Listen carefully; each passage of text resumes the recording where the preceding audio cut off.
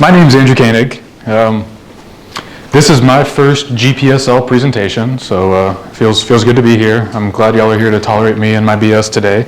I was first licensed in 2005. I was licensed as part of a group of middle schoolers. There's a GT program in the Houston area, and I got my license as part of a 9-week mini course, and they did a bunch of other cool things like scuba diving and whatnot in this whole program and other mini courses, but that's where my radio adventure starts. The guy that taught my license class, the tech class, also helped train all the astronauts at Johnson Space Center. So that was pretty neat, and most of the hams on the ISS in that era earned their license through his program as well. So I've been sucked into radio since. That's the origin story. I've been doing nerdy things since then, and it's been a lot of fun. In 2012, I moved up to Richardson, Texas, just north of Dallas. It's one city north of Dallas, to go to school at UT Dallas. Oops. If I don't accidentally click the clicker here. I've lived in Richardson since then, since 2012. I'm active with a number of radio clubs in the area. Of course, I did graduate from UT Dallas at some point. It took a little longer than normal, but I did make it there, finished my engineering degree, and it's been good since. And in terms of the different radio groups I've participated with, or balloon groups, the South Texas Balloon Launch Team, the Plano Amateur Radio Club, nowadays the Richardson Wireless Club, we're launching our own balloons. I've launched with Michael here with Arbonet back in the day. There's been a number of groups that have hosted my various bits of space junk, and I appreciate that. So let's talk about the Amateur Radio Experimenters Group and Project Horus. So I am not a member of the Amateur Radio Experimenters Group or Project Horus per se. I do develop for them from time to time. I've submitted pull requests. They've accepted my code. But for the most part, I'm just a power user. I use most of their products, and I use them a lot. I'm on SoundHub almost every day. I'm looking to see where our local forecast office is sending their balloons. But the Amateur Radio Experimenters Group is based out of Australia, Adelaide, Australia, and Project Horus is a special interest group that's part of the Amateur Radio Experimenters Group. The whole point of the Amateur Radio Experimenters Group is just various bits of technical experimentation. They maintain probably the most robust remote HF receiver I've ever seen. Covers all bands. It's got all sorts of FT8 skimmers and whatnot, whisper skimmers. It's very robust. They've even got an SSTV skimmer. So we've seen slow scan TV transmitted by the UT Dallas Radio Club heard in Australia by these guys' remote HF station. So anyway, they do a lot of really cool stuff. Really smart people there, and their kind of lead engineer, lead developer, so to speak, is a guy named Mark, VK5QI. But there are a ton of other smart people that back Project Horus and the rest of the Amateur Radio Experimenters Group. So let's kind of talk about what Project Horus can offer. And I've really binned their products or their programs, so to speak, into 3 categories. We've got payloads, things to receive the payloads, and then things to display the data you just received. Right? Fundamentally, this is what we can break our ground stations and everything into. So in the payloads category, there are two items. There's Horus binary, and there's WENET. Okay? I pronounced it WENET until Mark corrected me like a couple months ago. You see it written, it looks like WENET, but he actually committed. He's like, remove the we from WENET, it's WENET. So I'm going to try my best today to get that right. But if I do slip up, that's because it's a new pronunciation as far as I'm concerned. You kind of get in these holes when you just read things on the internet, right? You never really know how it's pronounced until someone says it out loud, and it turns out I've been doing it wrong for a year.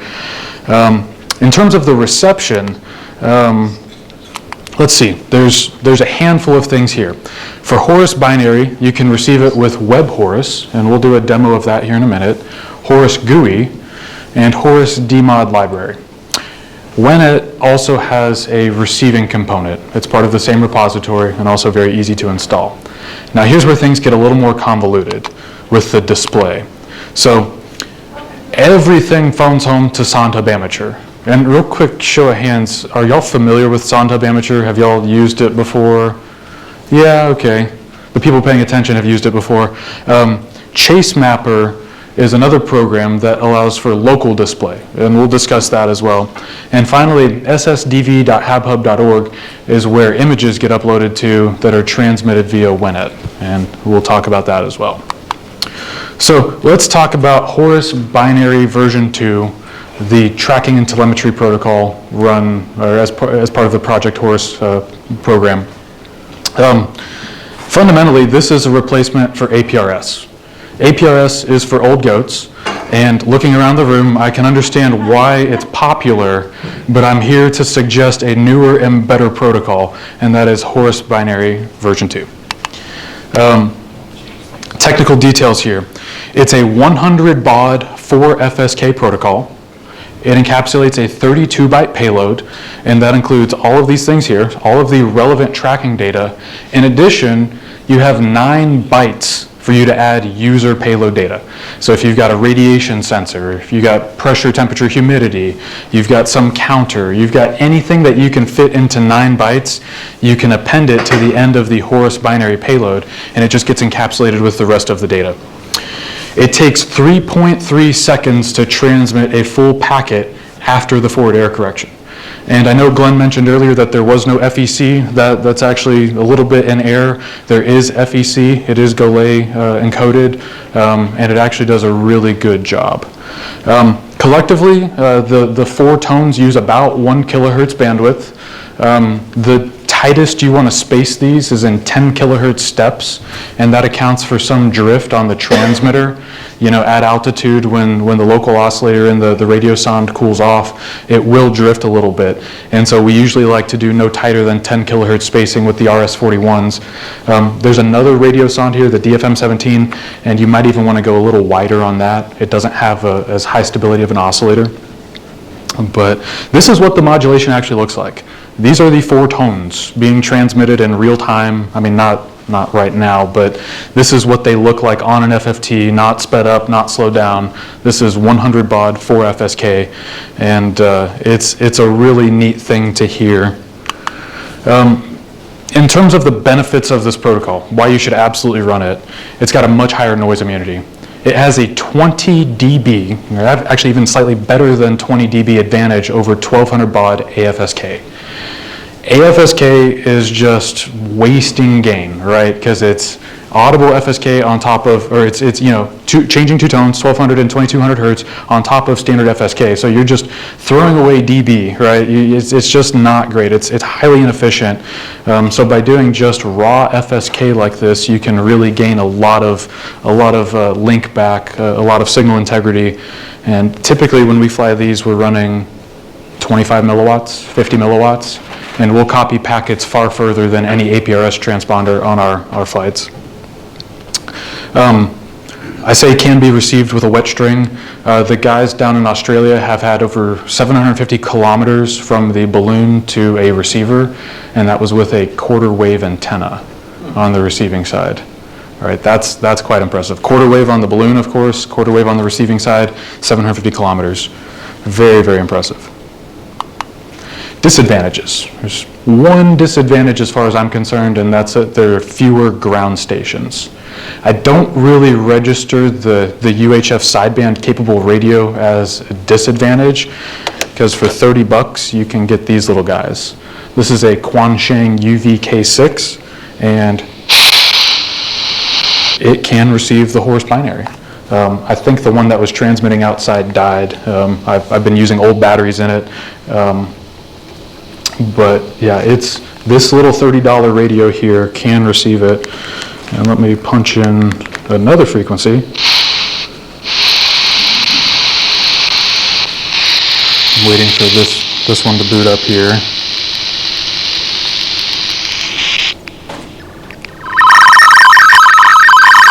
That's the full FSK modulation right there. So this is receiving upper sideband on 432, 598. And it is decoding, or there is another station decoding packets coming out of this. But anyway, cool stuff. And we'll talk more about ground stations in a second. But what can you actually transmit this with? There's a handful of radios that work very well.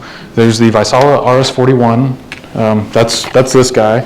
We collect these from the National Weather Service. They send them up twice a day from a lot of locations, and we go and pick them up and reprogram them.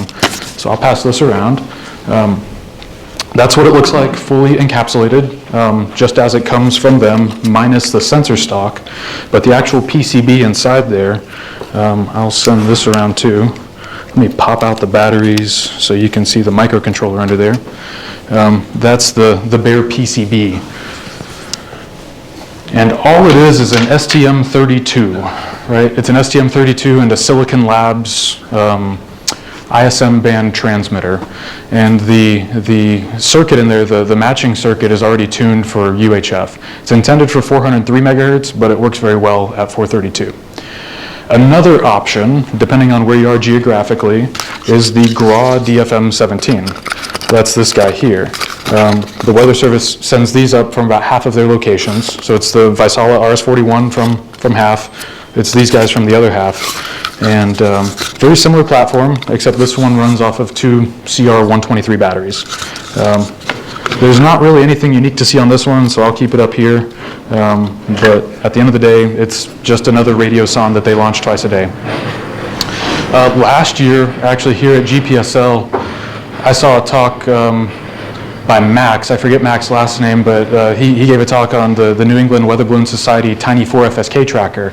And he had it running off of a single cell AA battery. That worked very well. He's flown several flights with 4 FSK running exactly what we see here. And that was a really cool talk. And the kid was like, what, 10 or 12 when he laid out his first board and built it? I mean, that's quite impressive. So it does run this Horus binary protocol. And the Project Horus guys have also published a reference Arduino implementation. So if you have the right parts, you can do it yourself with an Arduino. And of course, it is open source. Unlike LoRa, everything here is documented, it's online, it's free, it's available for you to build your own hardware and tinker with, all the way down to the physical layer. So, how do you actually do this? How do you fly with Horus binary version 2? Step 1, cut a hole in the box. Oh, sorry, it's not for y'all, that's another joke. Step 1, obtain a radio sonde. That can be done by looking at SondeHub and by running out and fetching one. Like I said, the Weather Service launches these twice a day from a lot of locations. From anywhere in the US here, you're probably no more than a 2 or 3 hour drive from a radio sonde. In our area, the Dallas-Fort Worth area, they're landing like in my neighborhood right now. You know, the winds aloft are favorable for me at this time of the year. Earlier in the year, they tend to go out east. They start heading towards Louisiana. But after a while, you start to gain a mass of these. And this is half the fun right here, just finding them and picking them up. The next thing, obtain a Horus ID. So similar to DMR, you'll want an ID for these, right? DMR, you use an ID from radioid.net. On these, rather than transmitting a call sign, they transmit 2 bytes of ID. So the ID on my call sign is 591. So I just program that in when I'm compiling the code. This can be requested on the Project Horus GitHub page. Mark is usually, he turns them around in 12 hours, right? Not a big deal at all. But you'll want to have an ID. And in the case of the 4 ones with the SondeHub sticker that are floating around here, he had them turned around in 15 minutes for me. I said, hey, I want to do something special for GPSL, and he's like, here's 4 IDs, have a good day. The next step, flash the firmware. It's just an STM32, so if you have an ST-Link, ST-Link V2, or any platform to program an STM32, you can program these. There is a header at the bottom that you'll have to create a little interface cable for. It's real simple. If you've ever created just like a Molex, 100 mil spaced header or a cable for that, it is included, or it's a very similar process to that. And then finally, launch it. Just attach it to your string. These payloads, the RS41 weighs 90 grams. I mean, with what EOSS does, that's almost free, right? That's in the noise on a 26-pound launch string, so no issue there. And real quick, getting back to your question before the presentation, we were talking about, where is it? Here it is, my bad, covered on the next slide. Receiving it. So How do you do it? 432 megahertz upper sideband. I've talked a lot about that. An RTL SDR can do it. It's stupid easy. You know, if you can see a spectrum with an RTL SDR, you can receive Horus binary. Your standard radios, the FT817, the ICOM 9700, the ICOM 7000, 706, right? Any number of radios that can receive upper sideband can receive Horus binary. And of course, the $30 Quansheng UV K6. This is my new favorite cheap Chinese radio. Web browser. Now this is cool stuff. This is where we really start getting into the 21st century. And I'm gonna QSY over here real quick. So horus.sondhub.org.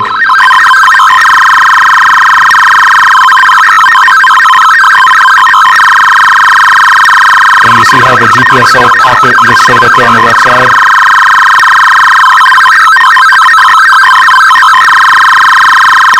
So all I'm doing is acoustically coupling this radio into the microphone, right?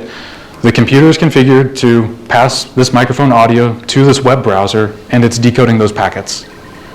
It can't be any easier, right? There's no excuse to not use this, right?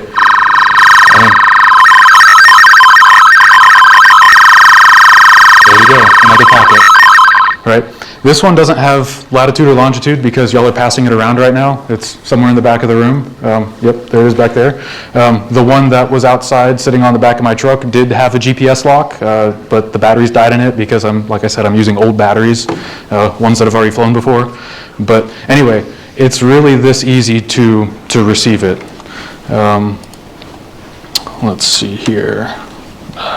What is it, Shift F5 to go where I was? From current side, there we go. Horus GUI. This is the more kind of fixed infrastructure way to do this. The GUI that you're seeing here, this little video, this is Horus GUI. So what Horus GUI offers over Web Horus is possibly some more stability, right? It's not in a web browser. Now, I'm sure Web Horus is very stable, the code itself is, but it is in a web browser at the end of the day, and sometimes Chrome, Firefox, whatever will optimize things and start turning off tabs if you're not actively interacting with that tab. Horus GUI does not have that problem. It supports your standard audio inputs, and the two big things it adds, right? UDP audio.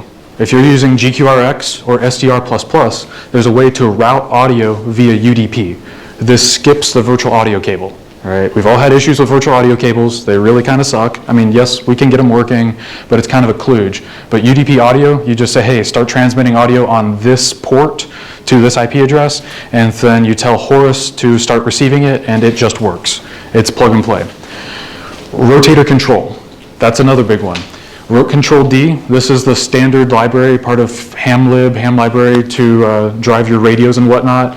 Rote Control D will accept information, an AS and an L from Horus GUI, and this will actually steer your antennas, your satellite station or whatever you've got to keep it pointed at the payload string. We use a very robust protocol like Horus to keep the satellite station at UT Dallas. There's one in my backyard. There's a handful of these satellite stations in the DFW area pointed at the payload, and then use that additional link advantage for higher speed links like the WENET payload, which I'll get to here in a minute. The final method to receive Horus binary is using something called Horus DMod library, Horus DMod lib. This is a purely headless implementation, and this will run on a Raspberry Pi or other suitable Linux device.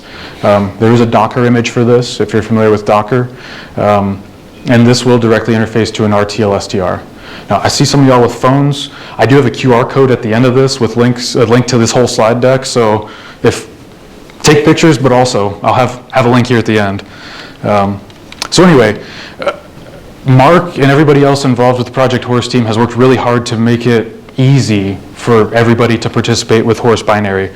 And the real barrier of entry for this is just having an RTL SDR or some UHF sideband capable radio. So let's talk about where that data goes. Once we've received it, where does it go? And the answer is SondHub Amateur. So SonTub Amateur, this is another Project Horus product designed specifically for high altitude amateur balloon use, right? This really, in my opinion, replaces APRS.FI. Right, it's easy to send out APRS.FI, you know, everybody knows APRS, but the user interface here is geared specifically for us and what we like to do. It's got a very robust telemetry display here. It's awesome. The mapping interface works very well. They've got a handful of different modes, you know, terrain mode, standard mode that you see here. Also got a dark mode, topographical maps. I mean, it's great. Chase car support. This is very important in my opinion, and this is really key on SonTub Professional when we're chasing radiosondes, because they might not all be hams, we might not all know each other, but if we see each other's chase cars, we'll know, hey, I need to fight this guy for the sonde when I get it, or, you know, whatever. Not actually. But in SonTub Amateur, you can plot your chase car position, and it's really helpful to see where the rest of your team is when you're using this ecosystem. You can directly upload it, and if you open up your browser and go to amateur.sontub.org, and there's a little car icon up in the corner, you can enable chase mode on your phone, right? Just using your phone's GPS. Or if you've got APRS running in your vehicle, you can add SHUB to your APRS path as if it were another digipeater. You know, wide 1-1, wide 2-1, and then SHUB, and then you will be plotted on the map as a chase car. So again, yet another feature to make it very easy to participate in this ecosystem. Robust telemetry display. I've got a little more on that on the next thing. Real-time landing predictions. I'm sure you've seen this before, but it will show you with a target altitude of usually 33,000 meters and a descent rate of 5 meters a second, it'll show you what your target landing site is. And you can log in and actually change the parameters for your specific launch. Right, so tomorrow we'll be sending a 3,000 gram balloon up with only a 90 gram payload, right? So we're expecting like a 47 kilometer burst altitude. And so I can log in and say, okay, the KE5 GDV payload will be going up to 47 kilometers and no parachute, so we're expecting 20 meters a second descent rate. And then it'll adjust the predictions based on that.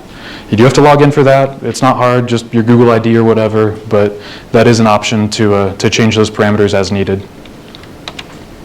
And then automatic APRS ingest. We talked a little bit about the chase car support, but the complement to that is any balloon flying with the balloon icon, and there are some filters involved with that too, but anything with the balloon icon is typically displayed on SonTub.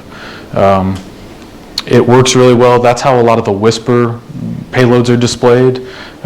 You know, if your Python script is taking the Whisper packets and sending them to APRS.FI, SonTub is, or not SI or FI, but rather APRS IS.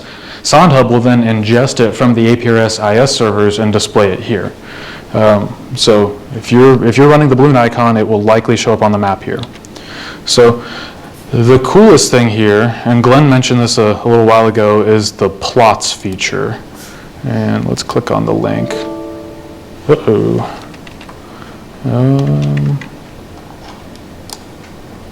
Let's see if I can open it here. Man. Do I not get a taskbar right now?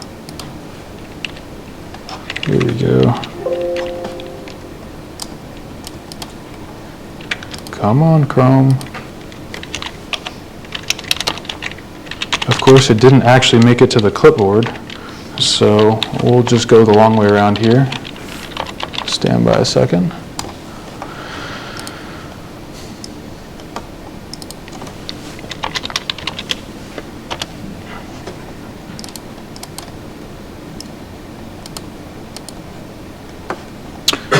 So the plots link here. So SonTub uses Grafana to display this, and you can select data and kind of zoom in on data. So this is very helpful for visualizing your ascent rate. If you zoom in on some of this data over here, they actually do calculate your ascent rate on a real-time basis, and you can see the turbulence. That was actually a really good talk last year, but you can see the turbulence in real time here. Let me zoom back out there. Scrolling down a little bit, they've got payload environmental data. This particular flight only had an internal temperature sensor, so everything else is zeroed out. Satellites in use, other figures of merit. And this is kind of a cool one here, seeing the signal to noise ratio. So this is a very good way to quantify the performance of your receiver. So in flight, anything receiving Horus binary will report the signal to noise ratio. And as you can see, it does dip below 0 dB, right? I've seen them down as far down as negative 10 dB. But you can really start to map out antenna patterns and really quantify the performance of your whole station just by looking at this SNR plot. So my satellite rig saw it, pretty well, but you can see at burst, I lost a lot of signal to noise ratio. Guy down in Houston at the Johnson Space Center, when he finally fired it up, he was receiving it well. So all in all, very useful plot there. These are packet counts. So you can see who your top earners are. In this case, K5MGY was our #1 receiving station. If you want to quantify frequency drift, you can see trends right here. And you'll see right around burst, things cooled down a lot and our frequency dropped a bit. And as it got closer down, it warmed up and frequency went up. So that was pretty cool. Again, packet counts, just another way to see overall how everybody was receiving it. Let's see, W5ADC. Tony was chasing mobile with us, and looks like Tony had some issues with the receiver while we were doing that. Let's see, where is K5MGY? He was also chasing with us, and you can see this was the whole flight, and then this was where we finally started receiving packets again from the ground. So again, just another tool to help visualize the data. Andrew? Yes? How do you download the raw data from Grafana? How do you download the raw data from Grafana? I believe you can actually export a PNG. Of course, if I try and do it right now, I'm going to stumble over my own feet. There's a way to actually download all of this raw data as a JSON file. Right at the bottom, I think. Yes, so there's... Mark blue right there, right on your screen. Yep, right here. So you can download a KML, download the CSV, or download JSON.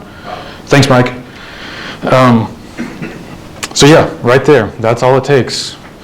So anyway, lots of beautiful information here. Lots of wonderful things for us to consider. And AB5SS had his position wrong. I think he was missing a sign there, a negative sign. But on a regular day, this would pretty well be zoomed in to the area of interest. And you can see the flight path. You can see how the color changes with altitude. And you can see the stations that are receiving it. So just really good data all around. So let's see, back to current slide.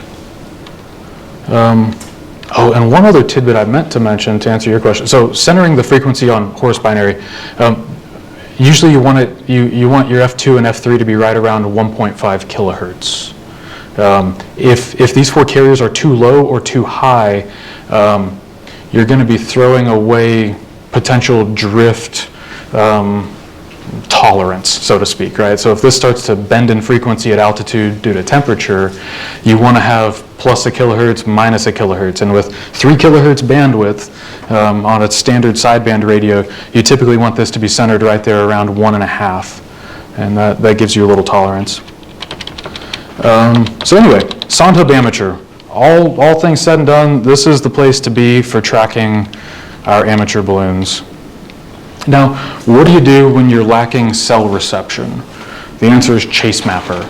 ChaseMapper brings in a lot of the features from SoundHub Amateur, but it's locally hosted on your Raspberry Pi. I personally chase with a Pi in the truck at all times. I know a lot of y'all use iPads, tablets, etc. If you've got the ability to run a small Linux device, you can install ChaseMapper on it by means of Docker and run it locally.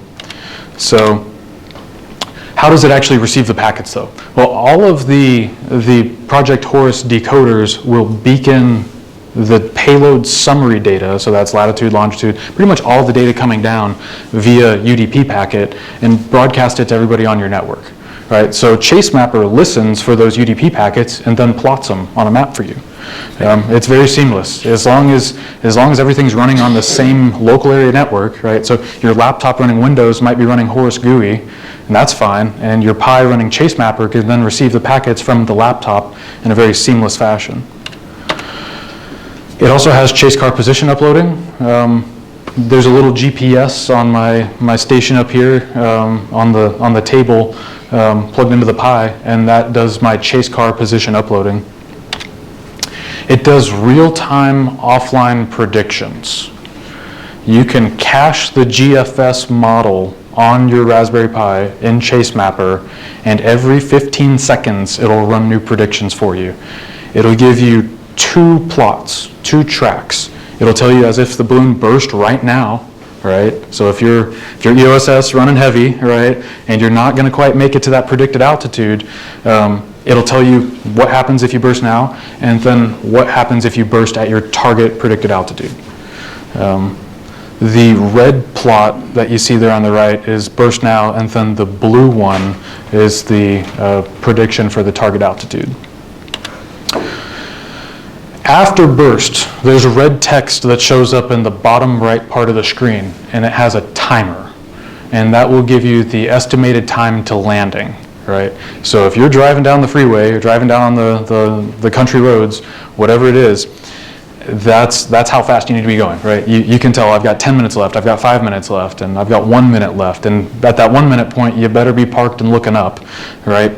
But it gives you a pretty accurate timer that accounts for that landing or time to land. And finally, it can use locally cached maps. There's a utility, a complementary utility to this called Map Tiles Downloader, and that will cache maps on your Raspberry Pi. So again, lacking cell service or maybe just some spotty cell service, you can have all the maps ready to go on the fly.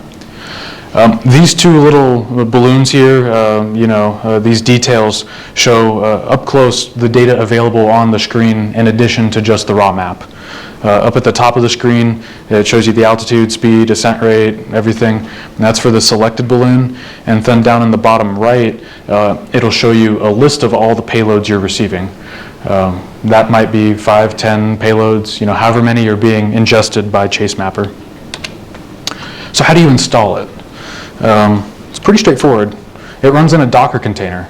If you've opened a shell before and done anything, SSH on a Raspberry Pi, you are capable of installing Chase Mapper. The documentation is online. It's on the Project Horus wiki. Won't go too far into it, but it's very easy to install on most operating systems. It will run on Windows, but I would recommend just running it on the Pi. It will run headless. You do not need a display. The little instance I've got running up here on the desk does have a display. It's actually got 2. But you can run it totally headless and then access it via web browser. So if you've got your hotspot running in the car and Pi connected to hotspot and iPad connected to hotspot, you can look at it on your iPad. It does work well with a display. My Chase configuration actually runs HDMI to my head unit in the truck. I've got a Pioneer head unit that has HDMI in, and I just connect the Raspberry Pi to that and run Chase Mapper up on the display. And as I mentioned, you can display it on the dash with a tablet. So let's talk about WENIT. This is the end-to-end image transmission protocol. And ultimately, this puts SSTV to shame, but I still like SSTV. I still like to fly that from time to time. But you don't like APRS. That is correct. That is correct. Now, APRS is for old goats. SSTV is for student outreach. No, I've caught plenty of crap about that. Tony's back there, yep, subliminally giving me crap right now for my pro SSTV and anti-APRS stance. Might be the old goat remark too. Yeah. No, I figured most of y'all might resonate with that one a little bit. You'll get there. Yeah. Maybe. If you're looking. Right. I do respect APRS in the pico balloon context. I would like to add that asterisk that the robust ground station network is very useful for the picos. But when you control your own destiny here, I'm not on board with APRS all the way. So anyway, WENIT. It captures images via Pi camera. It resizes them, it adds an overlay, and it compresses them. It uses the SSDV protocol, or compression method. And then it transmits via 115.2 kilobaud link, right? So it actually uses a LoRa radio, but it does not run the LoRa protocol, or LoRa mode, right? The radio is configured as just a basic FSK radio. It's 2 FSK, it's asynchronous, and it's wired where it's connected to the serial port or the UART on a Raspberry Pi. So when that UART goes high, the frequency bangs high. When the UART goes low, the frequency bangs low. So it's just sitting there, it's bit banging out FSK from the UART, and it actually works really well. It uses LDPC for a significant coding gain. That is the forward error correction, and it does occupy about 300 kilohertz in bandwidth. This is what the protocol looks like on the right. It's fairly wide band. You do need some gain to receive it. So, building your own transmitter. I was having Mark, VK5QI, review these slides, and he's like, hey, I see your 4-in-1 payload there. How about I send you a picture of just a single WENET payload, and why don't you put that in the slides? So the single function WENET payload is up there in the top left corner. That is a Raspberry Pi 2W, a GPS, and some batteries. And the Pi camera has that foil tape around the cable. And then my payload, which is up here on the table, does all the same things, but it's also got a radio in there for slow scan TV. So it takes a Raspberry Pi 3 or newer, and a 02W will also work. It's got a new enough processor. But you do need some horsepower to actually compress and resize these images. You typically want to be able to take a picture, compress it, do all the processing with it quicker than you can spit it out via the serial link. So that's what you're trying to outrun, is that 115 kilobaud link. The Pi hat that we use for this is the Adafruit RFM 96W. This runs for about $30. You can easily use all the LoRa radios you already have. I saw some pictures of them earlier on some of Bill's slides and other slides. Anything that can run LoRa will support this. Can run in 915 meg, no issue there, but I just happen to have the infrastructure for 432, so I use the 432 hat. It uses a Pi camera. The V1 and V2 work great, and we're still honing in on the settings for the V3 because it's got a mechanical autofocus, and it gets a little weird at altitude. The cold air tends to cause it to make bad decisions, but we are working on honing in on the right settings for that. It uses a U-Blox USB GPS. Why USB? Well, because the serial port, the UART, is already occupied by the transmitter hat, by the LoRa radio. So we feed GPS in via USB, and it actually works really well. The GPS can be desensed by the camera. The camera does cause some wideband noise, so we recommend shielding the ribbon cable for best success. And then my preferred method for doing this, I use these 3D printed bases, just like this, and a faucet cover, stick that on there, a Velcro strap, and send it to the edge of space. So let's see, I'll actually pass this one around. Let me take off the camera cover. If y'all don't mind, don't touch the lens because it's a little fragile. But this one flew last weekend, and aside from an antenna issue, it actually worked pretty well. But it's just a little quarter wave antenna down there, and not a lot to it.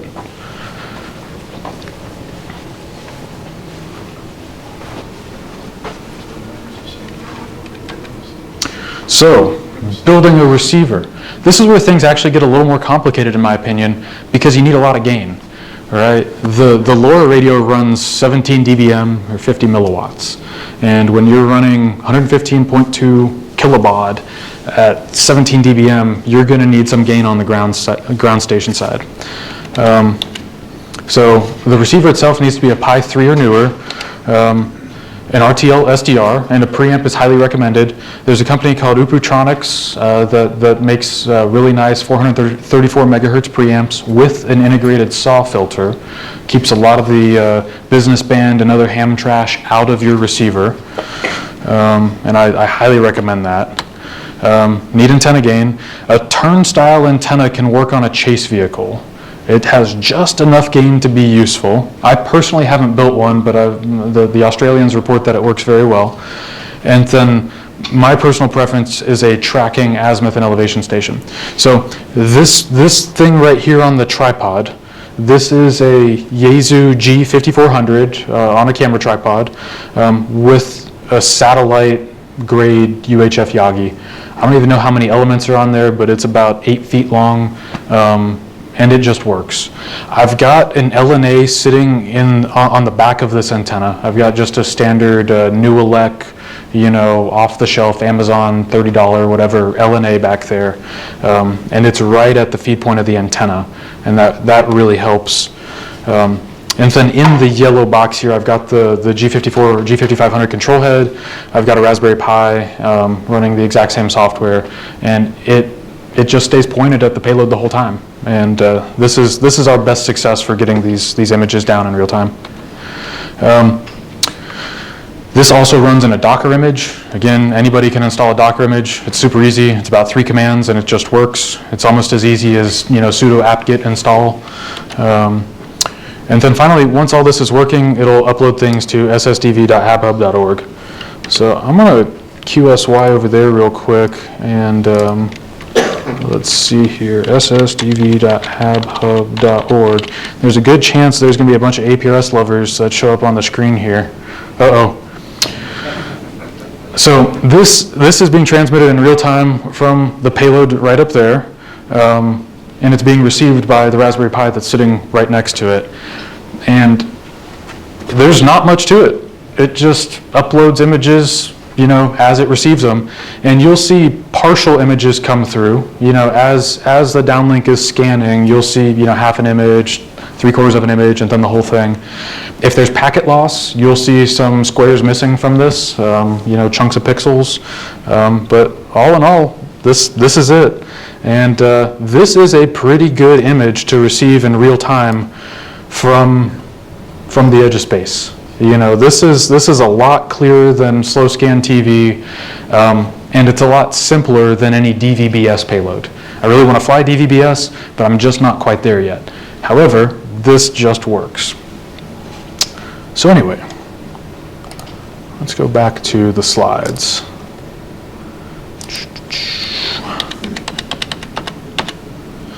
And one other thing I need to mention. Similar to the Web Horus receiver, that web browser decoder I mentioned, VK3FUR, Michaela, has also put together a decoder for WENET, where you can just plug your RTL SDR into your computer. You've got to do the little driver trick, and then go to this URL and start decoding those packets. And it just works in the web browser. It's absolutely amazing. So what else does WENET offer? GPS data. There's a GPS on board that transmits once a second, and that typically tends to be where we record our highest altitude packet. The once a second update interval is great. 3.3 seconds on the RS-41s, you might get it, you might not get it. It's kind of a Nyquist dilemma, but usually I see it on the WENET payload. Image data to ssdv.habhub.org, just saw that. An image is composed of many packets, okay? If I receive half of an image and Tony back there receives the other half of the image, but we both don't receive the same halves, it will be reassembled on the website and displayed as a complete image.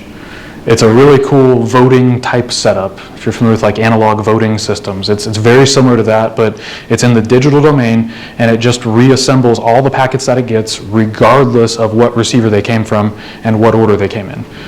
All the packets have a sequence number, and it just does a beautiful job of reassembling them on ssdv.habhub.org. Let's talk about another feature, and this is somewhat underdocumented, and I know Glenn was talking about it a little while ago in the context of EOSS, but that's telemetry aggregation, right?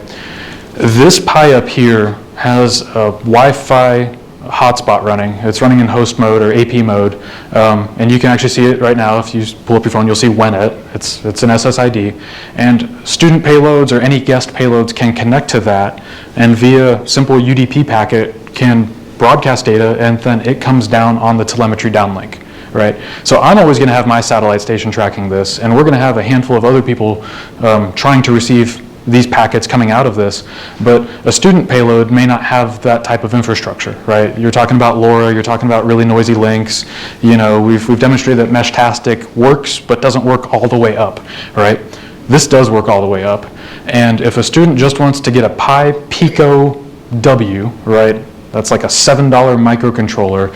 They can do that. They can connect their sensor to it, and then they can just connect to this SSID and just send UDP packets at it, and it will downlink them, and you can process them on the ground. It's very simple, very straightforward. We're also working on adding Bluetooth Low Energy support, BLE support to that, where it'll auto-negotiate all of the BLE and downlink any of that data as well.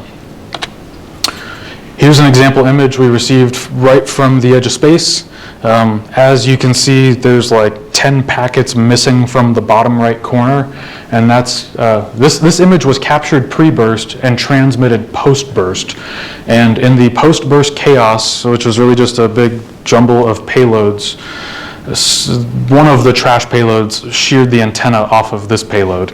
So we lost those last couple of packets there in the bottom right corner. But otherwise, this is what you can expect from this type of payload in real time from the edge of space. This was right at about 110,000 feet. So what is a Horus-centric launch configuration? Like, where does the rubber meet the road? 2 trackers, 2 RS-41s, or maybe a RS-41 and a DFM-17. In our case, we fly RS-41s because that's what our local weather service launches, and that's what I pick up, and that's what I reprogram. But usually 2 trackers on 2 separate frequencies. And then we run the camera running the WENET protocol. That's on the launch side. On the receiving side and the chase side, it's going to be a Raspberry Pi 4 or 5, an RTL SDR, a multi-slice receiver, and I'll talk about that in a second, and then as much antenna as possible. On the roof of my truck, I've only got a quarter wave NMO antenna, UHF. It works fairly well for the Horus payloads, but it doesn't do great on the WENET, or I say Horus binary.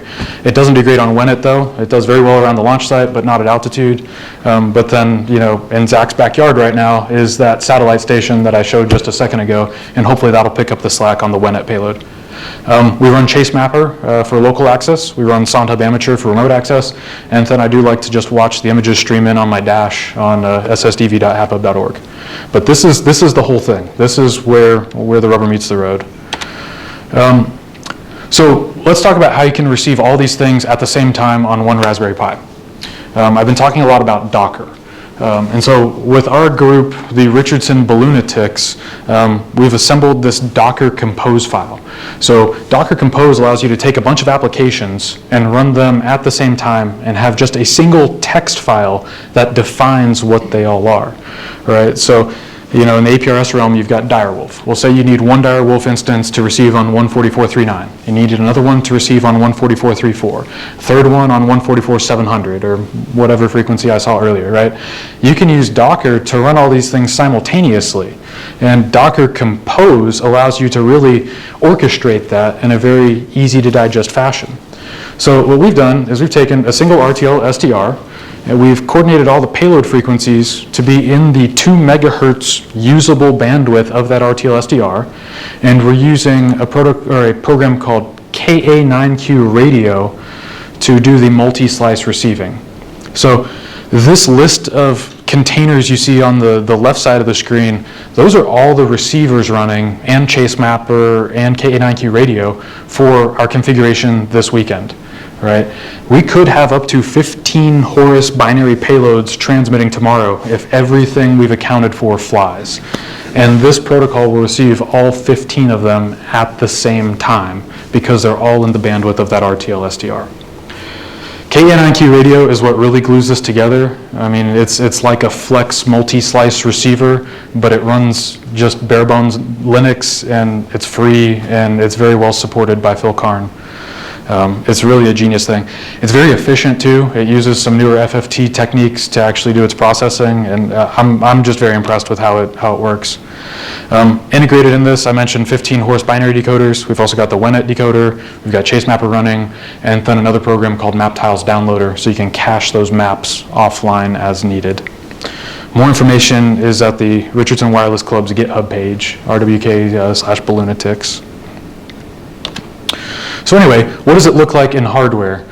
This is Tony's system that he'll be driving around with on the roof of his car. Contained in the box is a Raspberry Pi.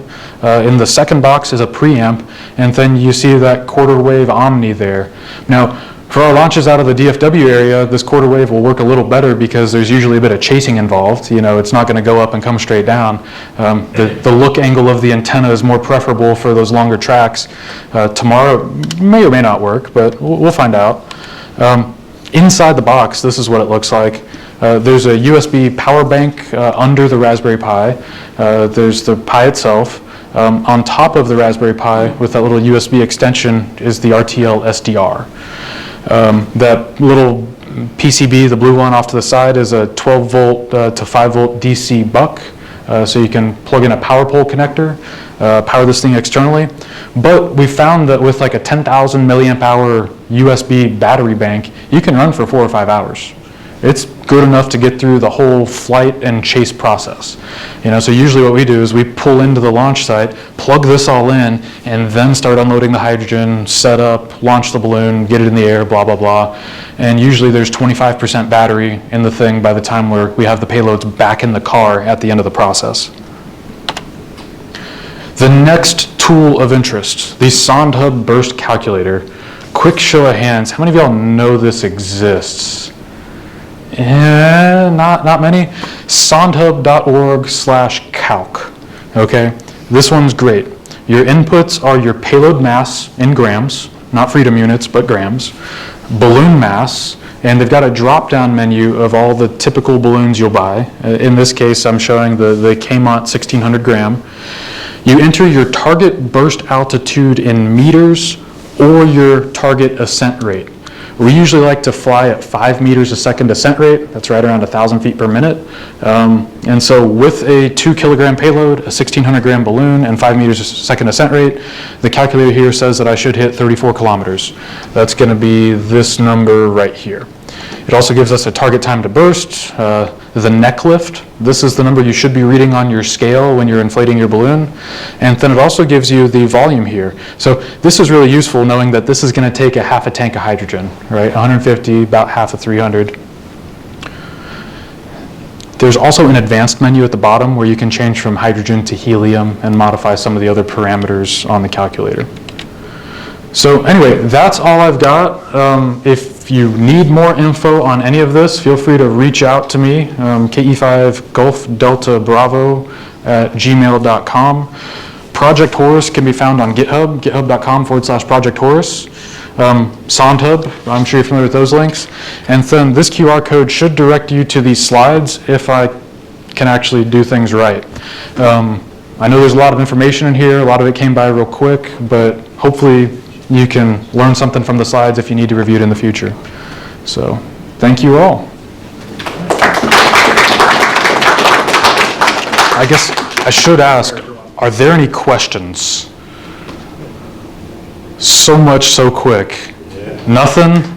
Nothing? Okay. I've got lots of questions, but I'm still Do you have more digesting. information about the Arduino reference? Andrew, just a comment. Hang I'm on. not sure if you mentioned it, but one frustration with Horus binary is frequency coordination. Yes.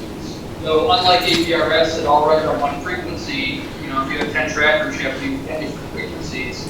And also, if you want to have a listening station just to catch balloons going by, you sort of have to know the frequency that people are using. Correct. Here in the Northeast, we settled on a range of 8 frequencies, and people in this area are using that group of 8, and those will fit in one audio passband. So we run the 8 listener version of Horus Mod Live, and anybody who launches up around here, we can move them up, provided they use a frequency in that range. Yeah, so to Mike's point there, this doesn't have a standardized frequency, like 144.39 for APRS. So you do need to coordinate locally. There is that FDMA angle, right? So if you're running multiple trackers, they do need to have independent channels, independent frequencies. And it sounds like they've done a great job of establishing those 8 common channels to run all their launches on up there in the Northeast. Across the US, we have not done that yet. But as you all start to get more familiar with this protocol and fly it more often, I think it would be good for us to kind of sit down or maybe send an email and figure out what we want to settle on for running this protocol, maybe in the context of a floater or something like that, so we can have some fixed infrastructure available for this protocol. But yes, we had a question over here. Yeah, when you were first talking about trackers, there's the 2 NS41Gs. Yes. But there was an Arduino reference. Yes. And So another one, some tiny FSK. Yeah, those 2 at the bottom. yes. So do you have any more information about? So those are things you can build yourself. Honestly, I'm not sure. I know Max with the Noobs crew would be happy to send you the parts to do that. I believe his design is wholly open source, so you should be able to download the KiCad files for all that and build it yourself. And I know that the Arduino code is on the Project Horus GitHub page, so you can download and integrate that yourself. And the tiny 4 FSK. Yeah, I happen to know Max is hoping to make that into a commercial product at some point. So the tiny 4 FSK will probably become available sometime next year. Yep. Further question on that, or you good? Question in the back? What's the longest distance on the Winnet radio video? What's the longest distance I've done the Winnet radio? I've received Video, like 16. a video. I have not done video yet. I've strictly done stills. I see. Yeah, Winnet is just, or for me right now, just stills. There's another guy in Canada that's fidgeting with doing video, and he's running, I believe, a watt. So he's got a 13 dB advantage over what we're doing here, and he's running like 500 kilobits a second, but I haven't ventured into that high-speed domain yet. Also, since we're back on this side, I should mention, this was a marathon radiosonde collection day. I believe there are 8 of them here. There was a hurricane coming up through the Gulf, and when they start, loitering in the Gulf of Mexico, they'll launch 4 a day, right? So it's just raining candy from the sky as far as I'm concerned. And so they all landed right in about one county. If you're from DFW, the 156 corridor in Denton. And so we picked up 8 of them that day, and a couple of them are here available for us. And also, before I forget it, I do want to offer, I brought 4 RS-41s, all programmed and ready to go, for you to fly on your latex balloons this weekend if you don't have one already. I'm looking at the EOSS people. Yes, yeah. I got one for me, right? You've got one already, or you want one of these? Yeah. Good. Take 2. I mean, you don't have to get them right now, but these are available for you here. Yes. I got 3 questions. Got 3 They're all real easy. Okay. These radio IDs, you said you got 4 of them for that. Yes. If you're flying all your call sign, is it the same radio ID, or if you own 4 of these, do you need 4 different radio IDs? So I have one radio ID for KE5GDB. These radio IDs are configured for GPSL 1, 2, 3, and 4. So those are 4 unique IDs, Oh, okay. right? So I guess the best way to put it is that at any one time, at one point in time, the number of things you intend to have in the air should be how many unique IDs you're flying with, Okay. right? So If 5.9. you own 4 and only plan to ever fly one at a time, One- they can all have the same ID. Correct. Okay. But, like on our flights in the Richardson area, I'll fly KE5GDB and K5RWK, the Richardson Wireless Club. So 2 unique IDs, 2 RS-41s, different points on the string. You know the drill. Modification, do you have to modify the antenna on the RS-41s because you're changing the frequency? Do you have to modify the antenna on the RS-41 because you're changing the frequency? You should, but I don't. Okay. It works, and there is a group that has figured out that you can extend it and create kind of an off-center fed dipole, and it'll actually improve the return loss.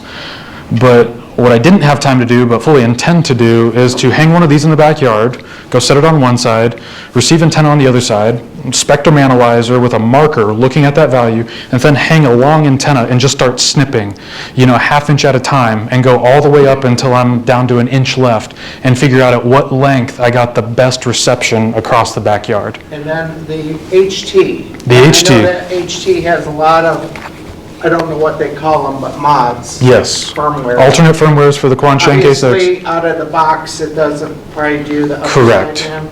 So is there a specific one? Yes. Firmware that you need?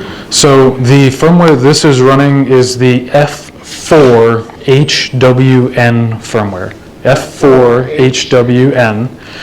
And they make it so easy, right? So you get the little Kenwood style programming cable, plug it in your computer, and through a web browser, you give it access to your serial port, you can upload new firmware to this radio, right? So it's just so easy these days.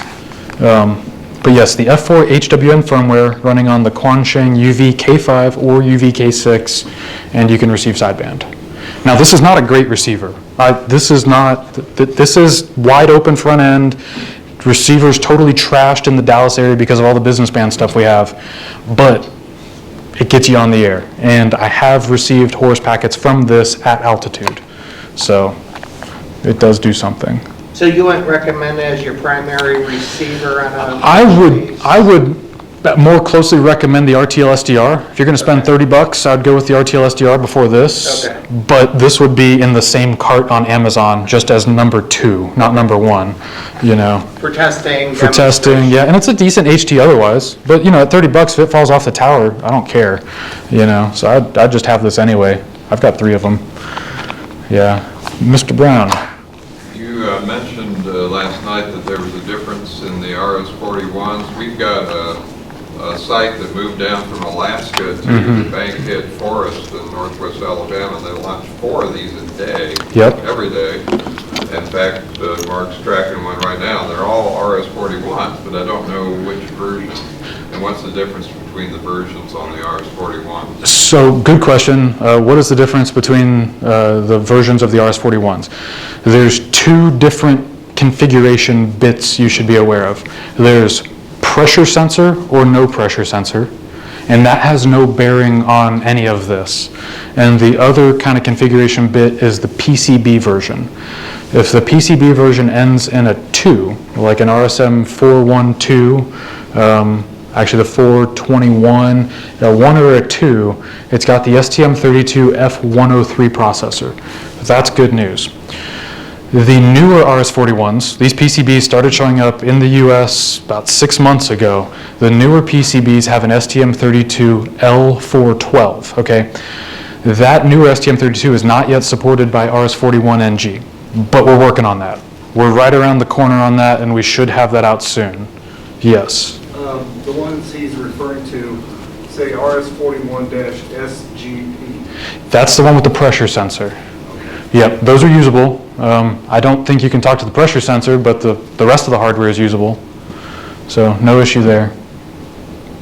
And also, Mark, VK5QI, he was telling me just the other day, you can run these off of a single AA cell. So you can get this down to about 40 grams, right? So you take that PCB out, you bypass some of the input DC circuitry, and you can run them on a single AA battery, and they'll run for about 14 hours. And that's pretty cool. Just bubble wrap instead of the slightly heavier foam case. Cool stuff all around. Any other questions? What kind of hours do you get with both batteries unmodified? What kind of hours do you get with both batteries unmodified? Usually about 24 hours. I don't recommend the GPS power save mode. I've had issues with that, but without that running, it's usually in the 20 to 24 hour realm. And I figured that out because thought 2 of them had died, right? I thought I'd handled the batteries or they died or whatever. And the next day I'm fidgeting around with my ICOM 9700 and I'm like, what is all this intermod? Well, it turns out that it's 2 of them side by side, just spewing all sorts of intermod all across the UHF band because they were, running 50 milliwatts into each other's antenna, and you kind of get some splatter when you do that at 100 kilohertz spacing. But anyway, yes, they run for a day. Any other questions? Nothing? Anybody online? Hi, Yeah. Andrew, this is Jules. Jules? Mojo. Yes, Oh, what's up? I just want to say hi. Oh. Well, hello. Good afternoon. Good afternoon. Cool. Hey, Andrew. Hi. Yes. Hi. Good day to you. Yeah. All right. Well, thank you, everybody. Yeah, thank you.